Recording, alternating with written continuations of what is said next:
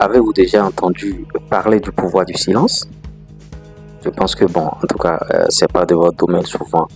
Et ici, nous participons bien sûr au développement des footballeurs.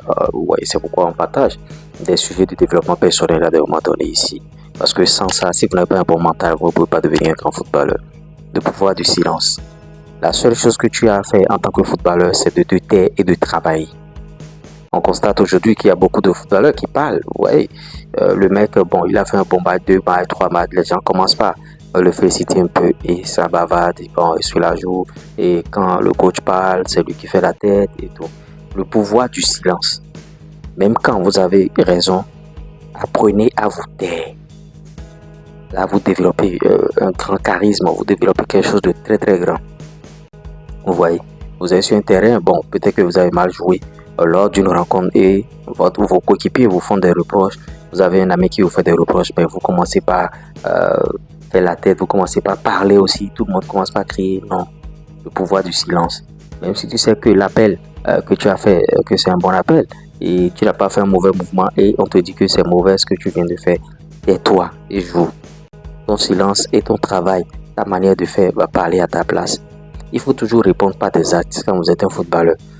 Bon, les gens sont en train de te critiquer. Peut-être que tu as été recruté dans le club nouvellement et tout le monde est en train de dire ah, ça c'est un flop, mais qu'est-ce qui se passe? Pourquoi vous avez recruté un tel joueur? Est-ce qu'il a les capacités? Qu'est-ce qu'il a? Bon, pourquoi vous l'avez recruté?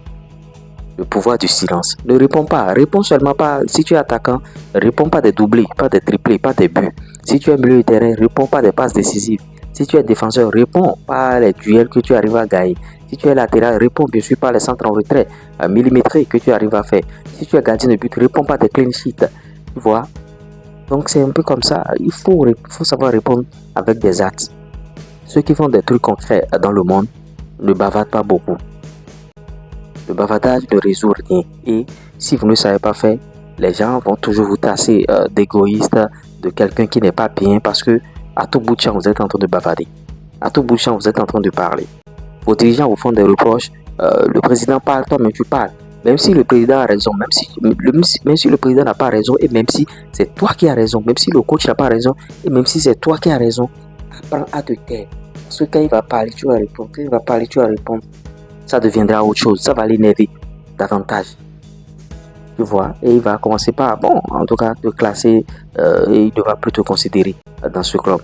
Donc, il faut savoir te taire. Le pouvoir du silence. Le silence a trop de pouvoir que beaucoup de personnes ignorent, que beaucoup de footballeurs ignorent. On ne parle pas beaucoup. Vous allez voir, les grands footballeurs qui arrivent à faire une grosse carrière, ce sont des gens qui ne bavardent pas beaucoup sur le terrain. Même en dehors du terrain, ce sont des gens qui ne bavardent pas beaucoup. Ils sont charismatiques, ils sont concentrés. 24 sur 24. Combien de fois vous avez vu Cristiano Ronaldo en train de bavarder dans un match? Non. Il est concentré, c'est que lui, son job, son problème, c'est de marquer, c'est de mettre le ballon dans le filet. Donc il est focus sur ça. On ne peut pas penser à plusieurs choses à la fois. Être déjà focus sur le fait de marquer des buts, être déjà focus sur le fait de bien défendre et tu vas encore continuer par parler. Parce qu'en bavardant, en parlant dans les matchs, vous perdez en énergie aussi. Vous perdez en énergie sans le savoir. Vous dépensez déjà assez d'énergie en jouant et vous perdez encore assez d'énergie en bavardant n'importe comment. Donc, il faut savoir cultiver le pouvoir du silence. Je vois des footballeurs, bon, en tout cas, eux, c'est les beaux parleurs. Je ne dis pas qu'en tant que capitaine, vous allez vous taire. Si vous êtes capitaine, là, c'est un autre cas. Le capitaine peut parler, corriger des choses sur le terrain. Ah, telle chose ne va pas. Ah, monsieur l'arbitre. Encore qu'en Liga maintenant, ce sont les capitaines seulement qui ont le droit de s'adresser, bien sûr, aux arbitres. Donc, en tant que capitaine, on peut jouer ce rôle. Mais il ne faut pas en abuser non plus. C'est pourquoi pour être capitaine, on ne prend pas n'importe qui. On prend les charismatiques de chaque équipe. Je prends un joueur comme Tony Kroos.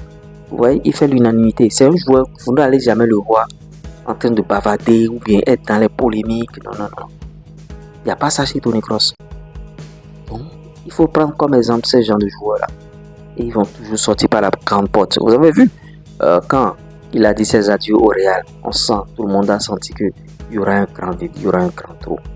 Le Real continue de se chercher jusqu'à présent, notamment à ce poste au milieu de terrain. C'est vrai que Luka Modric est là, mais Toni Kroos a su imposer bien sûr le pouvoir du silence à travers son football. Monsieur propre. Donc c'est ce que je veux pour vous, c'est ce que je veux que vous cultivez sur la chaîne ici. Vous voyez, likez la vidéo, abonnez, partagez les vidéos. Les vidéos n'avancent pas, les vidéos ne font pas de vues. Ce qui nous encourage, ce sont les vues, les partages. Et notre communauté va s'agrandir. Tout à l'heure, ciao.